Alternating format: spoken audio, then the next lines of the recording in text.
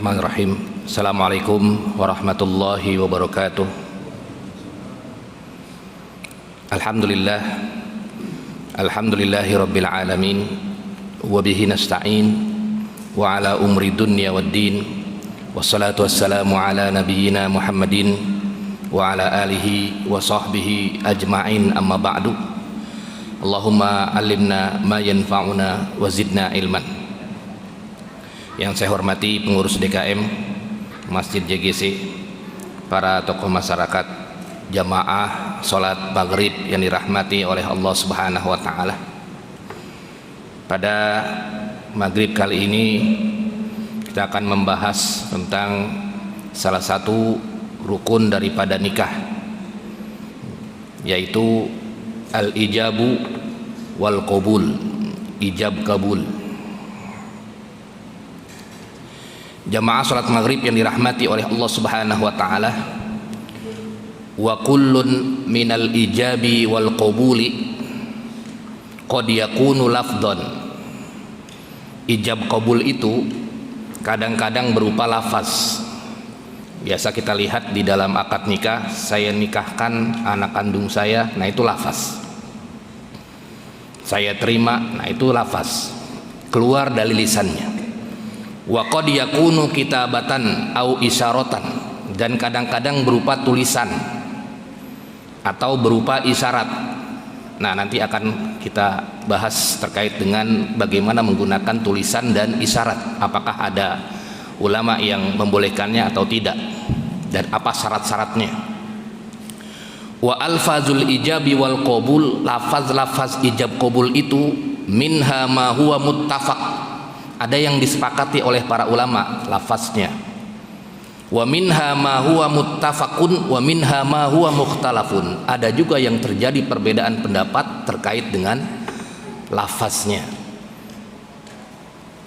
Amal alfazu, adapun lafaz yang allati ittafaqul fuqaha, yang terjadi kesepakatan para ulama adalah lafaznya ankaha dan zawwaja. Ankaha dengan zawwaja. Kalau dalam bahasa Arabnya ankahtu, zawwajtu, saya nikahkan dan saya kawinkan. Nah, itu semua terjadi kesepakatan lafaz itu. Saya nikahkan dan saya kawinkan anak kandung saya, Fulan binti Fulan, atau adik kandung saya. Itu namanya lafaz yang disepakati oleh para ulama. Dua lafaznya, ankaha dengan zawwaja. Ankaha dengan zawwaja. Makanya kalau kita dengar, ya itu lafaznya, saya nikahkan dan saya kawinkan. Nah, ini lafaz yang disepakati oleh para ulama, lafaz ijab qabul. Wa amal alfazu allati ikhtalafu fihi, adapun ada lafaz-lafaz yang terjadi perbedaan pendapat para ulama. Sebagian ulama mengatakan boleh, sebagian ulama mengatakan tidak sah. Seperti misalnya lafaz wahaba, saya kasihkan anak kandung saya kepada Anda. Kasihkan itu mengasihkan, memberikan. Ada juga saya titipkan. Nah, itu termasuk lafaz-lafaz yang terjadi perbedaan pendapat para ulama, apakah boleh atau tidak. Faqala al-jumhur, jumhur ulama mengatakan la yasihhu dzalika wa la yan'aqidu illa bilabzin nikahi awit tazwiji.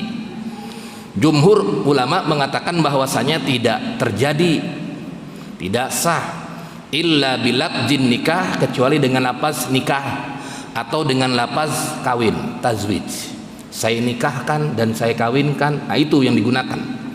Kalau yang digunakan saya titipkan anak kandung saya dengan Anda, Ahmad binti siapa begitu, dengan mas kawin sekian. Jadi bahasanya titipkan, atau bahasanya saya berikan, dan lain sebagainya, bahasa-bahasa kiasan kinayah begitu. Maka indal jumhur tidak sah.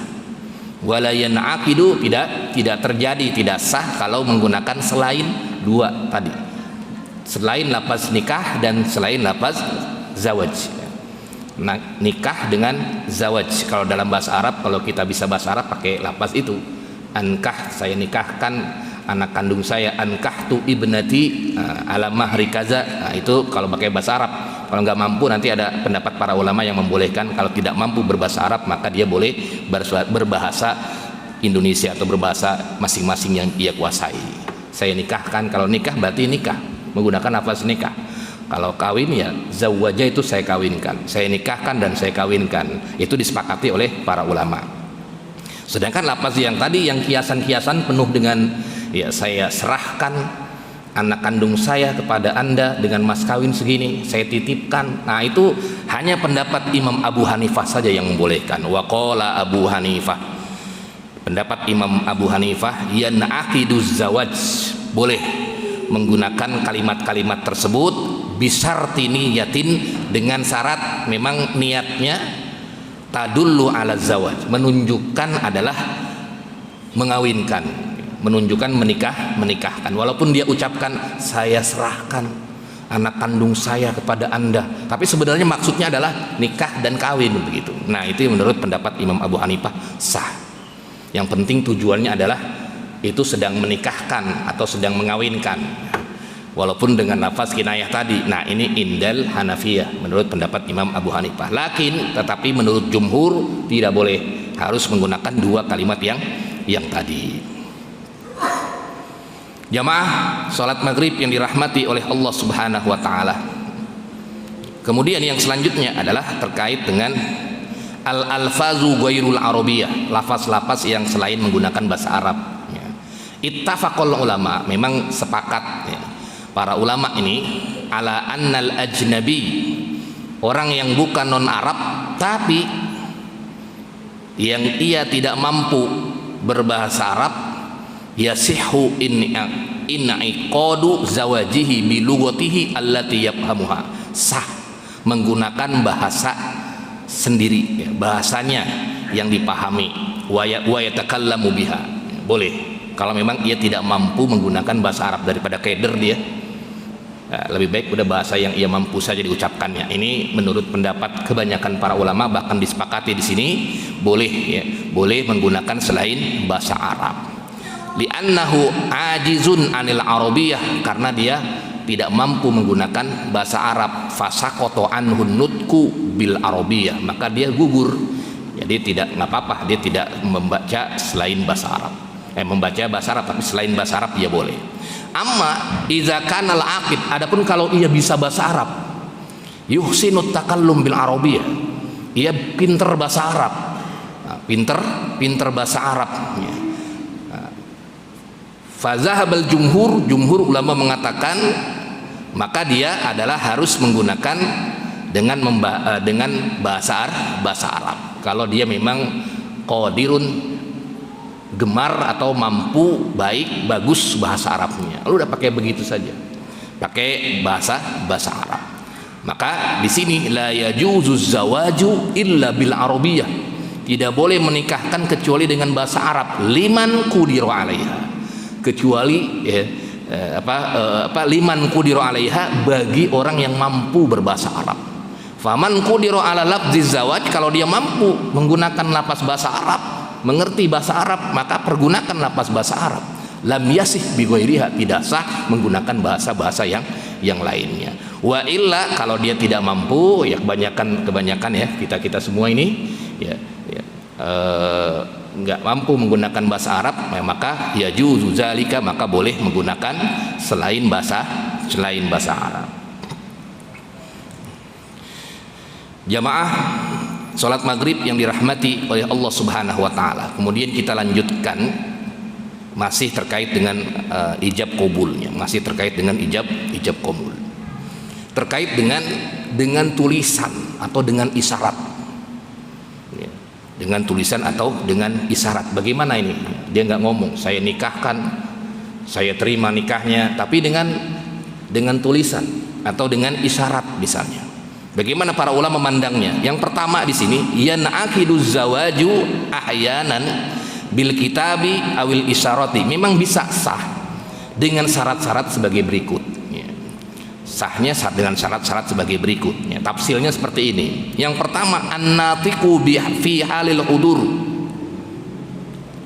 Ya, kalau memang dia dua orang tersebut yang sedang berakad, ya, walinya dengan siapa? Dengan ininya, calonnya itu hadir, dia hadir, ma'an, dua-duanya hadir fi majlisil akad wa kana qadiraini, dia mampu untuk mengucapkan, mampu ngomong, fala yasihhu bittifaq, maka tidak sah menurut sepakatan para ulama bil kitabati au isyarah, dengan kitabah atau dengan isyarat. Jadi ada majlis, ya, majlis akad nikah, kemudian langsung ditulis saya nikahkan dan saya kawinkan, nggak dilapazin, tulis begini, tulis lagi sama calonnya. Nah, itu tidak sah dia kalau dia mampu qadiron atau qadiraini ala nutqi, mampu menggunakan mulutnya, mampu berbicara dan hadir dua-duanya di situ, baik itu walinya atau calonnya, maka dia harus menggunakan lisannya, harus melafazkan saya nikahkan, saya kawinkan anak kandung saya, begitu, dengan mas kawin 10 gram emas dibayar tunai, saya terima nikahnya, begitu. Itu harus dengan itu kalau dia hadir di majelis akad dan dia mampu mengucapkannya. Walau kanatil kitabah bayyinah, walaupun dia kitabnya itu tulisannya baik, bagus, atau isyaratnya lebih bagus, tidak, tetap dia tidak boleh, harus. Nah, yang boleh bagaimana? Yang bolehnya iza kanat, ya, apabila dia tidak mampu mengucapkan lisannya. Nah, di sini fakhtalafal ulama, dia tidak mampu menggunakan lisannya, akhros, ya, gagu misalnya, atau dia tidak bisa mengucapkan, ya, gagu lah atau apalah istilahnya, penyakit yang nggak ada lisannya, begitu misalnya. Nah, ini maka fakhtalafal ulama, para ulama berbeda pendapat. Fayajuzu zalika, maka sebagian ulama mengatakan boleh dengan menggunakan kitabah, dengan menggunakan tulisan. Misalnya wali bapaknya masih hidup, tapi bapaknya tidak mampu lagi berbicara, ya, bapaknya tidak mampu lagi berbicara. Inda ba'dil ulama, menurut sebagian ulama di sini boleh dia menggunakan tulisan au isyarah, atau menggunakan isyarat, karena ada bahasa isyarat begitu gini. Tapi kan nggak semua orang memahami begini kan, ada kalau di berita itu begini kan ada artinya itu, ya, tapi nggak semuanya memahami. Makanya di sini waqala ba'dul ulama, dan sebagian yang lain mengatakan tidak boleh, harus diwakilkan. Nah, kalau biar walinya itu misalnya bapaknya, berarti dia turun kepada yang lainnya. Nah, ini menurut sebagian ulama, walaupun bapaknya ada di situ hadir, tapi karena bapaknya itu misalnya nakis, kurang dalam hal lafaznya tadi, mengucapkannya saya nikahkan dan saya kawinkan, berarti bisa ke wali yang lain. Nah, tapi nanti ada para ulama berpendapat apakah boleh jatuh ke wali yang lain kalau masih ada bapaknya, misalnya begitu. Nanti ke situ diskusinya.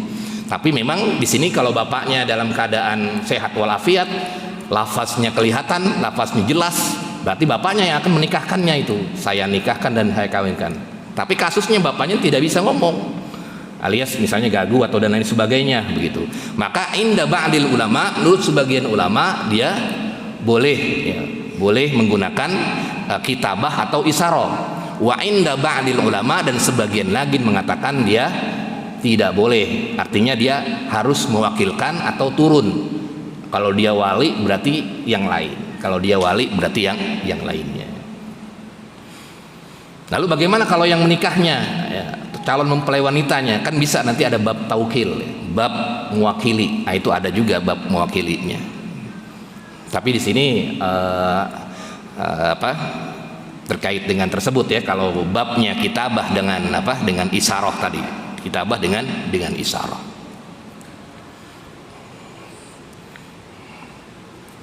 Nah, kemudian bagaimana kalau dalam keadaan halil ghaibati? Halil ghaibah itu berarti nggak ada, dua orang akad itu salah satunya tidak ada. Ini menurut pendapat jumhur dengan Imam Abu Hanifah. Wa qala al-jumhur wa qala al-malikiyah wasyafi'iyah wal hanabilah. Ini berarti jumhur.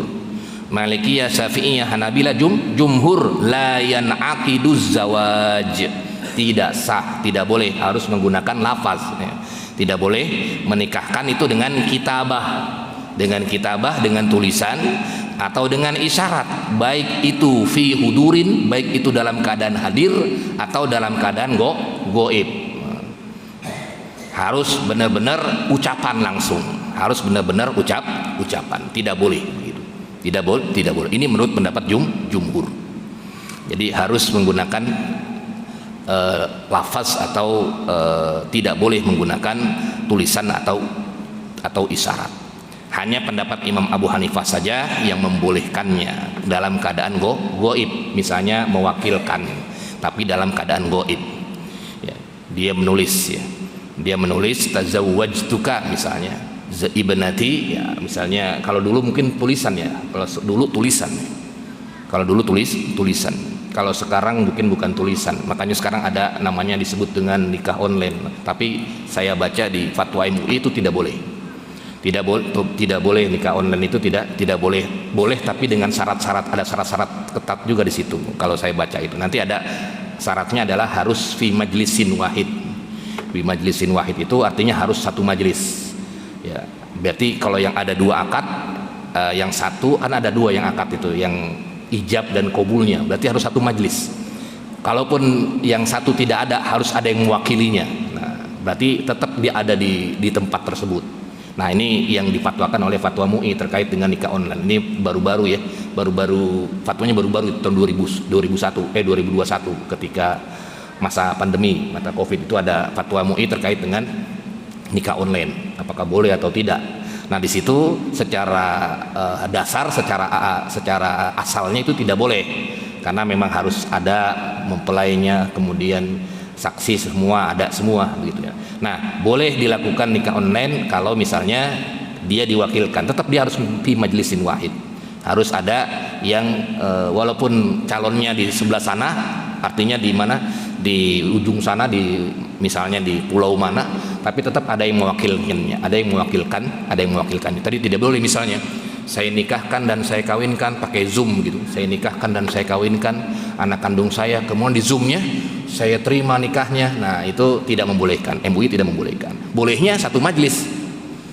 Saya ini tetap ada walaupun yang satu itu taukil atau mewakili walinya atau mewakili daripada calon mempelainya. Nanti bab taukil maksudnya. Jadi nggak boleh yang satu misalnya saya nikahkan dan saya kawinkan anak kandung saya, kemudian yang jawab di Zoom, kelihatan Zoom gitu, konferensi itu ya, Zoom gitu, saya terima nikahnya begitu, calonnya misalnya di Zoom. Nah, itu menurut MUI ya, tapi ya menurut MUI tidak boleh. Ya, tapi di sini memang faktanya jumhur mengatakan tidak boleh, kecuali pendapatnya Imam Abu Hanifah yang mengatakan boleh begitu ya. Rupanya MUI mengambil pendapat jumhur ulama. Lalu bagaimana kalau dalam keadaan akhros, ya, tadi gagu ya, nggak bisa ngomong. Iza kana ahadul aqidaini, apabila salah satu dari keduanya akhros au mu'taqilul lisan, ya nggak bisa ngomong atau lisannya cadel gitu. Saya nikahkan, bukan saya nikahkan tapi n-nya nggak bisa, jadi cadel atau nggak bisa mengucapkan huruf ini. Nah, di sini para ulama bilang fa in kana qadiron alal kitabah, kalau ia mampu untuk menulis, in aqadaz zawaju biha kama yanaqidu bil isyarati, li annaha daruratun, ya, karena darurat. Nah, ini memang terjadi perbedaan pendapat kalau masalah akhros tadi, masalah yang ia tidak mampu berbicara. Kemudian jamaah salat maghrib yang dirahmati oleh Allah Subhanahu wa ta'ala, kita masuk ke bab yang lainnya. Tetap masih masalah akad ijab kabul juga. Bagaimana syaratnya al-aqidah ini tuh, orang yang ijab kabulnya, orangnya sekarang. Yang pertama adalah ahliyatut tasarruf. Dia benar-benar harus sudah berakal. Ya, sudah baligh, berakal. Wa qalatis Syafi'iyah, Imam Syafi'i mengatakan tamyiz. Dia tamyiz, bisa membedakan antara yang hak dengan yang batil. Nah, ini terkait dengan syarat orang yang mengakadkan itu, harus ahliyatut tasarruf. Dia benar-benar harus balik atau minimal tamyiz menurut sebagian ulama. Tamyiz itu walaupun belum balik, tapi dia sudah mampu membedakan antara yang hak dengan yang batil gitu. antara yang hak dengan yang batil. Lalu bagaimana kalau misalnya ya tadi memang pernah terjadi di riwayat di sini sahabat Anna ibnu Umar zawwaja ibnahu wa huwa shaghirun faqtasamu ila Zaid fa ajazahu jami'an. Pernah terjadi seorang sahabat ya, Ibnu Umar ini, Abdullah bin Umar, ia menikahkan anaknya padahal anaknya kecil, masih kecil ya. Belum balik bahkan belum tamis. Faqtasamu ila Zaid, maka kemudian terjadi perdebatan di antara para keluarga, kemudian akhirnya sepakat mereka keluarganya fa ajazahu jami'an, kemudian membolehkannya. Ini riwayat asar sahabat ya, asar sahabat, ini dalilnya seperti itu. Jadi bagaimana menikah yang akadnya ya, yang mengawinkan atau yang dikawinkan itu kan yang dua-duanya itu kan yang ijab kabulnya. Nah di sini syarat yang pertama adalah ahliyatut tasarruf, benar-benar berakal, juga balik atau tamyiz. Kemudian yang kedua adalah sima'u kalamil akhor ya, dia bisa mendengar ayyasma'a kullun minal aqidain lafzul akhor, dia bisa mendengar ya. Dengar kan saya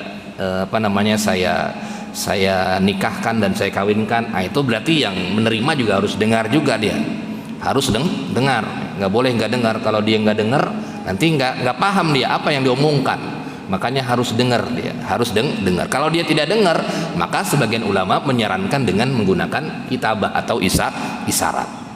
Kalau misalnya tidak dengar, dia misalnya tuli ininya kupingnya tidak mendengar, artinya rusak ininya pendengarannya. Ngomongnya apa nih? Saya nikahkan dan saya kawinkan, ngomong apa nih ya? Kan nggak dengar tuh berarti. Berarti dia boleh dengan menggunakan kitabah menurut sebagian ulama. Kenapa? Karena posisinya adalah darurat. Posisinya adalah darurat. Nah, sehingga ditulislah itu maksudnya. Oh ya. Nah, tinggal kalau dia masih bisa mengucapkan saya terima dan saya terima nikahnya anak kandung siapa bin siapa dengan mas kawin sekian. Karena dia kan nggak bisa mendengar tapi bisa ngomong. Berarti dia yang satu dia menuliskan, yang satu tinggal menjawabnya atau sebaliknya.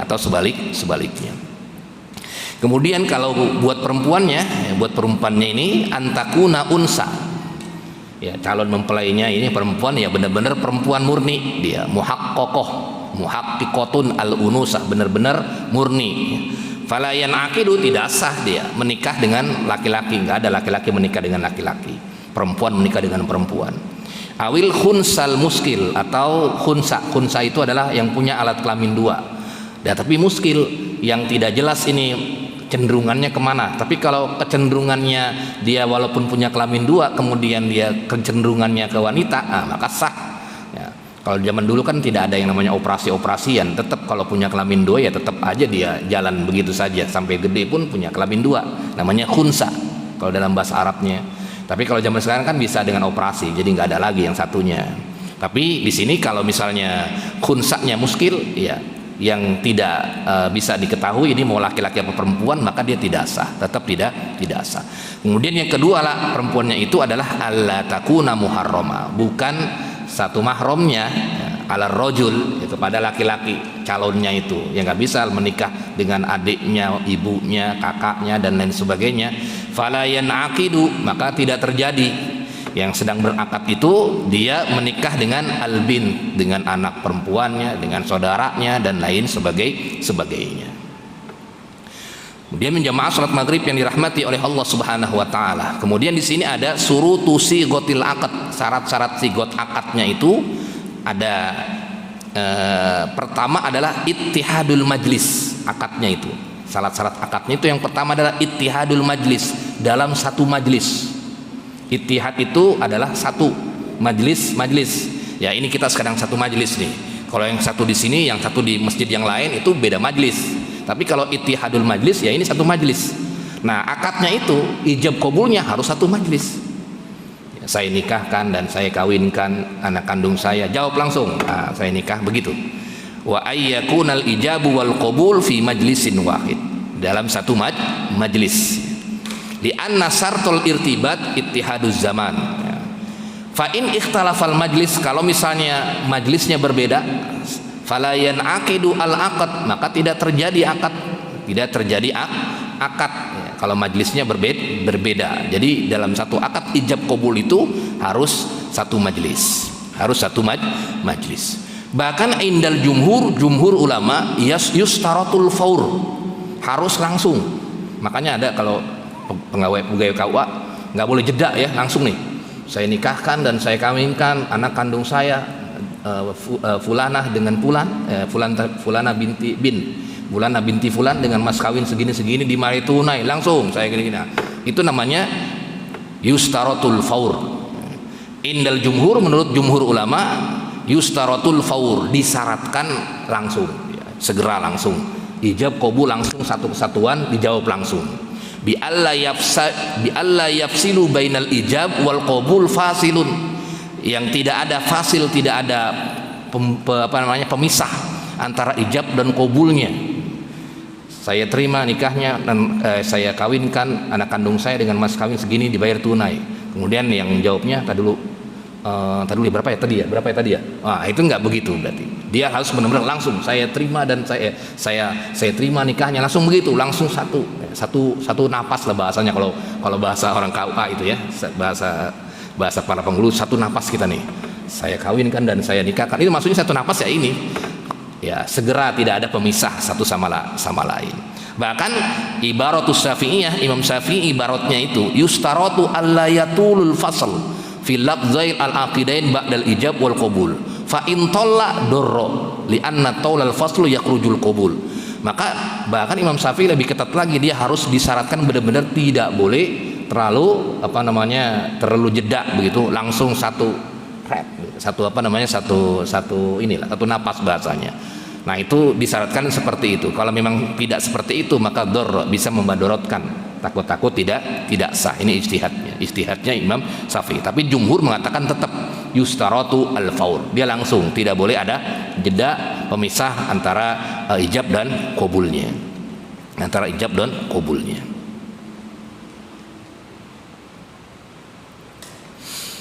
Kemudian yang selanjutnya, ini syaratnya akad itu adalah tawafuq al-qabul ma'al ijab wa mutabaqatuhu lahu. Ya, sesuai antara qabul dengan ijabnya, ijab qabulnya. Jangan misalnya ya, seseorang wali mengucapkan zawwajtuka Khadijah, saya nikahkan anak kandung saya namanya Khadijah dengan mas kawin segini, saya terima nikahnya Fatimah, malah Fatimah. Jadi berbeda antara ijab dan qabul. Nah, itu harus sama antara ijab dan qabul, harus muwafaqah. Ya, siapa yang dinikahin ini? Binnya siapa begitu. Qabil itu siapa? Fatimah atau siapa? Bintinya siapa? Biar jelas. Biar jelas. Bahkan dalam sal miqdar, dalam hal ukuran maharnya pun harus sama ya, harus sama antara ijab dan qabulnya gitu. Ya, misalnya zawwajtuka ibnatai ala alfi dirham, saya nikahkan anak kandung saya 1000 dirham. Ya, kemudian kata suaminya, calon suaminya, qabiltu zawat, saya terima nikahnya si Fulanah binti Fulan dengan mas kawin 800 dirham. Nah, padahal tadi 1000 jadi 800 begitu. Nah, tidak cocok. Nah, maka tidak terjadi la yanaqidu al-aqad, tidak terjadi akad indal jumhur, menurut jumhur tidak terjadi akad. Fa yasihu al-aqad, hanya sebagian ulama saja, diantaranya Imam Abu Hanifah yang mengatakan sah akadnya, yang penting hatinya sama. Artinya si fulan itu mungkin lagi keseleo dan lain sebagainya. Tapi menurut saya tetap pendapat jumhur yang yang dikuatkan oleh pengarang, harus sesuai antara siapa yang dinikahkan, kemudian berapa maharnya dan lain sebagainya. Fa illam yazkur al mahar, kalau tidak disebutkan maharnya, ya ada juga yang tidak disebutkan maharnya kan. Karena ada sebagian ulama yang mengatakan mahar itu bukan termasuk rukun ya, tapi termasuk kewajiban saja dari seorang suami. Tapi ada kewajibannya, kalau tidak disebutkan pun seorang suami wajib memberikan mahar misil nanti, mahar misil ya. Mahar misil itu adalah mahar yang ukurannya atau nilainya sesuai dengan adat ya, adat daripada sebuah daerah tersebut. Biasanya daerah tersebut berapa sih mahar? Biasanya 10 gram. Ya udah maharnya 10 gram kalau dia tidak disebutkan di sebuah akad nikah. Ya, karena tidak disebutkan ya, saya langsung saja saya terima nikahnya fulan binti fulan. Saya terima nikahnya, enggak disebutin akadnya, maharnya. Maka bisa sah itu karena bukan termasuk rukun. Tapi tetap ada kewajiban bagi seorang suami untuk membayar mahar misil. Mahar misil itu adalah mahar yang tidak disebutkan. Mahar misil, tapi misilnya itu misilnya itu adalah ya seadat istiadat kampung itu berapa kira-kira, 5 gram atau 10 gram. Nanti dibahas di bab mahar. Kemudian yang selanjutnya adalah at-tanjiz fil hal. At-tanjiz fil hal. Ya nggak bisa kalau dia dalam akad itu menggunakan kalimat mustakbal, harus benar-benar sekarang. Saya nikahkan anak kandung saya fulan binti anak kandung saya Fatimah ya, bin Ahmad misalnya dengan mas kawin 10 gram besok gitu kan. Tidak bisa besok, nanti jadinya besok gitu. Tidak bisa, harus sekarang dia. Tazawwajtuka godan ya, harus sekarang nikahnya. Sekarang, tidak ada istilahnya akadnya besok. Kalau besok ya besok akadnya. Jangan sekarang nanti akadnya besok begitu. Namanya disebut at-tanjiz fil hal. Jadi syarat akad itu juga harus sekarang, tidak boleh besok. Tidak boleh besok atau lusa dan lain sebagainya. Kalau lusa ya lusa. Akadnya lusa, jangan diinikan sekarang gitu. Nah, ini menurut kebanyakan para ulama. Nah, kemudian jamaah salat maghrib yang dirahmati oleh Allah Subhanahu wa taala, terkait dengan biasanya ketika di akad itu ada fisurutil mustarotoh, syarat ya, syarat-syarat yang disyaratkan ya. Biasanya selain daripada rukun nikah itu ada disyaratkan ini ya. Apa yang disyaratkan mayastaritu ahaduz zaujain. Kalau misalnya saya setelah nikah nih saya nggak mau tinggal sama mertua misalnya, harus berpisah dengan mertua atau berpisah dari orang tua, kita harus berdua begitu, nggak boleh nyampur begitu kan. Nah, itu syarat-syarat begitu itu, dan biasanya disebutkan atau tidak disebutkan. Kalau tidak disebutkan berarti ditulis di patre misalnya begitu, atau kalau disebutkan di akad itu. Nah, bagaimana pandangan ulama terkait dengan syarat-syarat tersebut ketika waktu akad? Kita lihat mazhab Imam Abu Hanifah. In kana syartu sahihan, kalau syaratnya itu sahih, yulaimu muqtadul akad, yang sesuai dengan syariat, tidak melanggar syariat ya, tidak melanggar hukum-hukum syariat, wajibal wafa'u bihi. Maka menurut Imam Abu Hanifah wajib untuk menunaikannya. Karena dengan dalil al-muslimuna ala surutihim. Muslim itu harus menunaikan syarat-syarat yang terjadi antara kedua belah pihak, antara satu dengan yang lainnya. Jadi kalau kita sering mengadakan perjanjian kan ada perjanjian dua belah pihak kan. Janji apa saja itu harus ditunaikan, termasuk dalam sebuah akad. Wajibal wafa'u fihi, maka wajib selama tidak melanggar syariat. Misalnya begini, syaratnya adalah sebulan tidak boleh bercampur terlebih dahulu ya. Itu udah nggak boleh melanggar syariat. Kenapa? Karena itu hak daripada seorang suami ya, misalnya mendapatkan nafkah batin misalnya. Tapi kalau misalnya syaratnya apa? Syaratnya misalnya istiratul mar'ah ayyaskunaha wahdahu. Dia mensyaratkan misalnya wanita tersebut, calon istrinya mensyaratkan untuk tinggal tidak di mertuanya. Nah, itu menurut pendapat Imam Abu Hanifah boleh. Karena tidak melanggar daripada tuntunan syariah. Tinggal disepakati aja, kalau sepakat, kalau enggak begitu aja. Kalau memang sepakat kedua-duanya ya udah wajib untuk ditunaikan. Kalau tidak sepakat, kan berarti sebelumnya ada deal-dealan dulu sama suami istrinya. Ya, misalnya apa ini kalau kita udah nikah gini gitu ya. Nah, itu namanya disebut dengan masrut ya, yang disyaratkan. Nah, ini indah Abi Hanifah. Kalau syaratnya itu fasid ya jelas tidak boleh.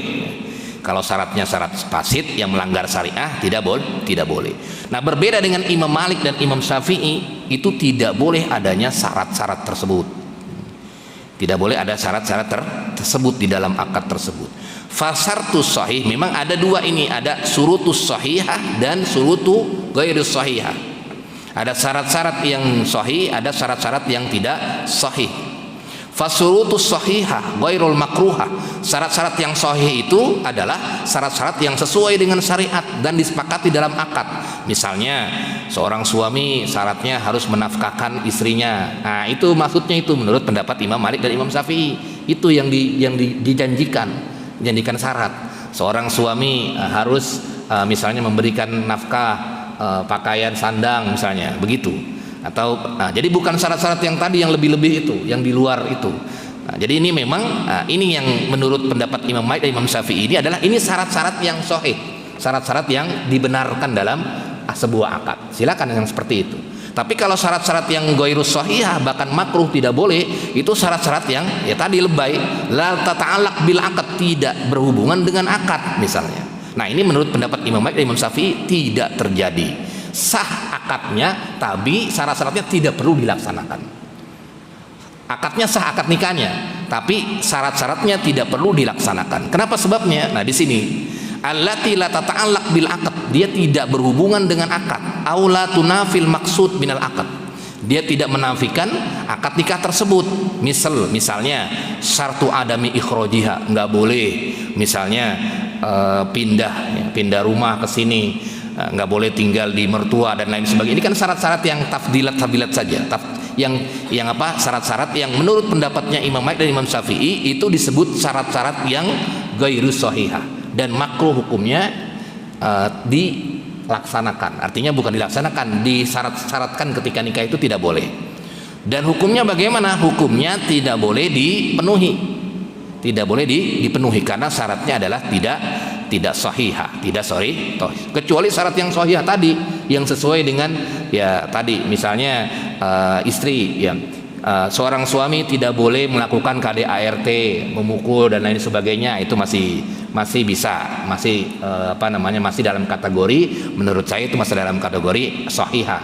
Misalnya seorang istri misalnya harus izin kalau mau keluar dari rumah, harus izin daripada suami, itu sesuai dengan syariat karena memang ada dalilnya. Nah, itu yang dibolehkan itu menurut Imam Malik dan Imam Syafi'i, itu maksudnya syarat-syarat yang sahihah. Adapun tambah-tambahan tadi itu namanya tidak sahihah atau makruhah berarti yang biasa terjadi itu syarat-syaratnya begini-begini, yang biasa kalau tidak dengar ya, harus tinggal di sini, harus kalau mau nikah nanti saya harus dikasih 3 juta 4 juta per bulan dan lain sebagainya.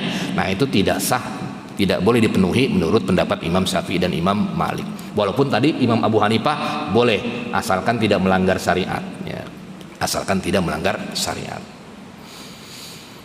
Sampai di sini ada diskusi sebelum kita lanjut ke yang lainnya. Tafadhol.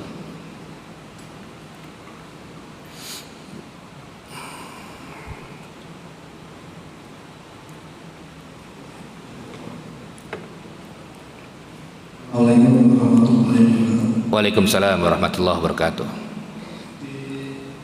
Di tempat saya itu, di kampung saya itu ada orang yang datang nikah itu, suami istri itu adalah melanggar syariat. Itu yang nikah itu keponakannya, perempuan itu keponakannya sendiri. Walaupun tadi itu sudah ditentang oleh keluarganya, bapaknya, kakaknya, dan sebagainya, itu tetap tidak mau. Dua-duanya tidak mau begitu. Jadi terus bagaimana? Sampai sekarang sudah punya anak cucu gitu. Malah saya pulang kampung masih ada. Ponakan asli. Ponakan asli. Iya. Jadi kelihatannya kan. Iya. Iya, nikahnya tidak sah dia. Nikahnya tidak sah, berarti kalau dia berhubungan zina. Kenapa? Karena dia ponakan itu tidak boleh, kecuali sepupuan. Kalau sepupuan itu masih boleh, sepupu, anak ketemu anak cucu begitu, nah, itu boleh. Tapi kalau ponakan atau paman itu nggak boleh. Udah dalam Al-Qur'annya sudah wabanatul akh, wabanatul itu sudah ada dalam Al-Qur'annya, berarti sudah qot'i, nggak ada perbedaan pendapat. Berarti yang seperti itu kalau terjadi pernikahan, kalau yang menikahkannya itu tahu, berarti dia itu berarti benar-benar melanggar. Yang KUA-nya mungkin kalau ada KUA di situ nggak tahu mungkin, tapi kalau misalnya tahu ya harusnya ditentang, nggak sah ini begitu. Kalau misalnya dia udah punya anak, anaknya nanti anak zina nanti, Berarti dia harus benar-benar dipisahkan, itu sudah zina terus itu kalau misalnya, dan harus diberikan pemahaman. Nggak boleh nikah dengan ponakan. Ya. Bapaknya meninggal karena saking ininya shock meninggal ayah. Iya, berarti memang harus diberikan tarbiyah ya, tarbiyah pendidikan agama kepada masyarakat bahwasanya nggak boleh nikah dengan ponakan. Secinta apapun yang nggak boleh nikah dengan ponakan dan lain sebagainya. Ada lagi tafadhol.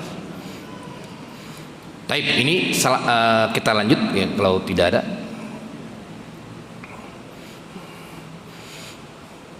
Nah, ini bahasan selanjutnya adalah syarat-syarat sahnya menikah. Nah, ini tadi yang kaitannya dengan yang ditanyakan tadi dari Pak Haji tadi. Oh iya. Oh iya. Waalaikumsalam warahmatullahi. Saya mau tanya itu soal keumuman di masyarakat kita, kalau menikah itu soal tempat, Pak Ustaz. Tempat. Jadi yang umum kan menikah itu di tempat pihak perempuan, gitu ya. Nah, kalau misalnya terjadi sebaliknya, jadi menikah di tempat pihaknya laki-laki, gitu. Jadi wanitanya yang ke sana itu kira-kira secara hukum apa Pak disebutkan seperti apa Ustaz? Terima kasih. Ya. Kalau terkait dengan tempat menikah tidak ada batasan, artinya dimanapun boleh dinikah, mau di masjid, mau di tempat pihak mempelai laki-laki, mempelai perempuan, dimanapun. Di KUA-nya sendiri kan, kalau di KUA nikahnya malah gratis, artinya kalau nggak salah gratis ya kalau tidak di KUA gitu. Kecuali kalau kita ngambilnya Sabtu Minggu itu ada lebihnya kalau kita penghulu ya. Tapi kalau langsung datang gitu kan, nah itu bisa gratis itu karena memang ada anggarannya. Artinya dimanapun kita boleh menikah, itu majelis akad itu boleh dimanapun, di masjid, dimanapun boleh menikah itu dimanapun boleh ya, kecuali tempat-tempat najis ya, di tempat-tempat najis yang tidak boleh. Tapi kalau tempat seperti mempelai rumah, mempelai laki-laki, mempelai wanita, tinggal disepakati aja. Jadi kan kembali ke kesepakatan, maunya di mana, di perempuan atau di laki-laki itu tinggal kesepakatan aja. Ya kalau nggak sepakat ya berarti tinggal cari kesepakatan dan kemaslahatan. Jangan sampai gara-gara kekeh di mempelai wanita atau mempelai laki-laki jadi nggak jadi nikah begitu. Jadi kalau masalah tempat dimanapun tidak ada, jadi dalam Islam tidak dibatasi, dimanapun tempatnya dipersilahkan. Dimanapun, yang penting sesuai dengan syariatnya dan syarat sahnya. Nih ada 10 syarat sahnya, nanti 10 syarat sahnya nikah itu ada 10 yang sebagian disepakati dan sebagian lagi di perbedaan pendapat.